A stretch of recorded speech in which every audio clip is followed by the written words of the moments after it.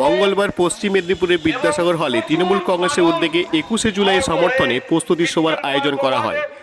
ওই প্রস্তুতি সভায় মেদিনীপুর লোকসভা কেন্দ্রের সাংসদ জুন মালিয়াকে সম্বর্ধনা জানানো হয়। ওই সভায় উপস্থিত হয়ে সাংসদ জুন মালিয়া বলেন, 21শে জুলাই মানে আবেগ, 21শে জুলাই মানে নতুন দিশা, 21শে জুলাই মানে নতুন দিনের সূচনা। আর হাতে মাত্র 8 মাস, সামনে 2026-এর বিধানসভা নির্বাচন, আর তার আগে সামনে 21শে জুলাই শহীদ দিবস। এই দিনের সভায় উপস্থিত ছিলেন সাংসদ জুন মালিয়া, মেদিনীপুর পৌরসভার পৌরপ্রধান সৌমেন খান, কাউন্সিলর সৌরভ বসু, উপপৌরপ্রধান অনিমা সাহা, মেদিনীপুর সাংগঠনিক জেলা তৃণমূল যুব কংগ্রেসের সভাপতি নির্মাল্য চক্রবর্তী, সন্দীপ সিংহ, আবির আরওয়াল সহ অন্যান্য কাউন্সিলররা ও সংগঠনের অন্যান্য নেতৃত্বরা। দেখতে থাকুন বিপ্লবী সংবাদ দর্পণ ডিজিটাল মিডিয়া পেজ। আবার এই যে বিজেপির সাম্প্রদায়িক শক্তি, তার ধাপ কেটে দিতে হবে। আর কোনো রাম রহিমের নামে এখানে লড়াই লাগাতে দেওয়া যাবে না, কারণ বাংলা আমাদের সুরক্ষিত আছে আমাদের মমতাময়ী মায়ের হাতে। যে মা আমাদেরকে সুরক্ষা দিয়েছে জন্মলগ্ন থেকে মৃত্যু অবধি প্রত্যেকটি প্রকল্পের মাধ্যমে। আপনারা দেখেছেন একটা গর্ভবতী মহিলা যিনি গর্ভবতী থাকেন, সেই অবস্থা থেকে একটা মানুষ মৃত্যু মুখে পড়ার অবধি প্রত্যেকটি মানুষের যা যা দরকার সেই সমস্ত প্রকল্পে ঢেকে দিয়েছেন একজন মা।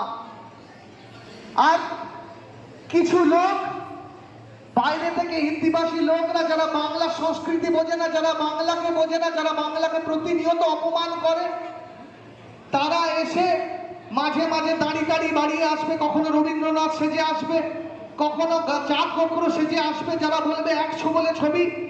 তাদেরকে বুঝিয়ে দিতে হবে এই বাংলায় কোনো জাত গোত্র চলবে না, কারণ এই বাংলায় মমতা বন্দ্যোপাধ্যায় সৈনিকরা হাতে কার্বলিক অ্যাসিড নিয়ে সর্বদা প্রস্তুত থাকে। যখনই কোনো জাত গোত্র আসবে হাতে কার্বলিক অ্যাসিড নিয়ে দেখিয়ে বলবেন, এ বাংলা তোমার বাংলা নয়, এ বাংলা মমতা বন্দ্যোপাধ্যায়ের বাংলা, এই বাংলা অভিষেক বন্দ্যোপাধ্যায়ের বাংলা, এই বাংলা মা মাটি মানুষের বাংলা। আগামী দিনে এই বাংলায় কোনো বিজেপি, কোনো জাত গোত্র, কোনো রবীন্দ্রনাথ সেজে আসা ভণ্ডদেরকে আমরা জায়গা দেব না।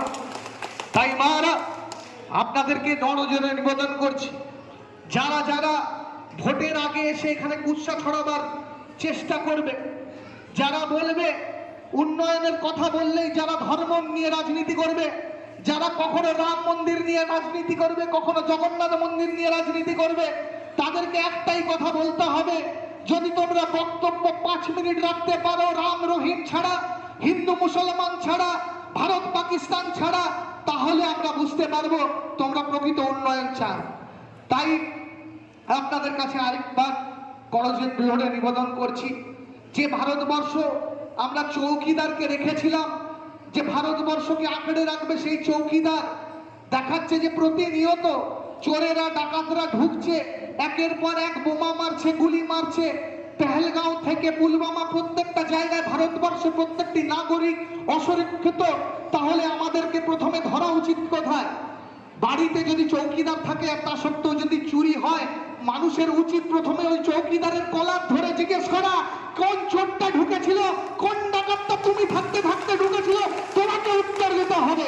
তাই আগামী দিনে এই 21শে জুলাই আপনাদেরকে গিয়ে প্রশ্ন তুলতে হবে, আওয়াজ তুলতে হবে, যে আওয়াজ দিল্লির মসনদে বসে থাকা ওই রাজার হৃদস্পন্দন কাঁপিয়ে দেবে, এবং তাকে বাধ্য হয়ে আপনাদের সামনে আসতে হবে, আপনাদের কাছে এসে বলতে হবে, করজোড়ে প্রার্থনা করে ক্ষমা চেয়ে এই রাজ্য ছেড়ে এই দেশ থেকে চলে যেতে হবে।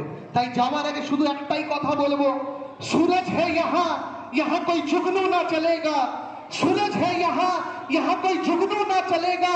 तू कितना भी सर पटक ले, यहाँ तू ना चलेगा, तू कितना भी सर पटक ले, यहाँ तू ना चलेगा। ये ममता दीदी नहीं माँ का स्वरूप है, ये ममता दीदी नहीं माँ का स्वरूप है। यहाँ कोई मोदी का जादू नहीं चलेगा, यहाँ कोई मोदी का जादू नहीं चलेगा।